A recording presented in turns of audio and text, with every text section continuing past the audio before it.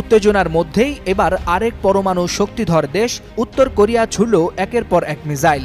শুধু মিসাইল ছুড়েই থেমে থাকেনি পিয়ংইয়ং, সরাসরি সমর্থন জানিয়েছে তেহরানকে। উত্তেজনায় ঘি ঢেলে দিয়েছে কিম জং উনের যুদ্ধ ঘোষণার মতো হুঁশিয়ারি।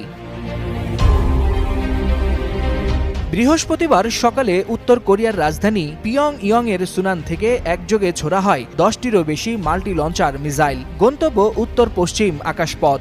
দক্ষিণ কোরিয়ার সামরিক বাহিনী জানায় এগুলো স্বল্প পাল্লার ব্যালিস্টিক মিসাইল, যা জাতিসংঘের রেজুলেশনের সরাসরি লঙ্ঘন। সামরিক বিশ্লেষকদের মতে এই মিসাইল ছোড়া নিছক কোনো সামরিক মহড়ার অংশ নয়, বরং আন্তর্জাতিক বার্তা।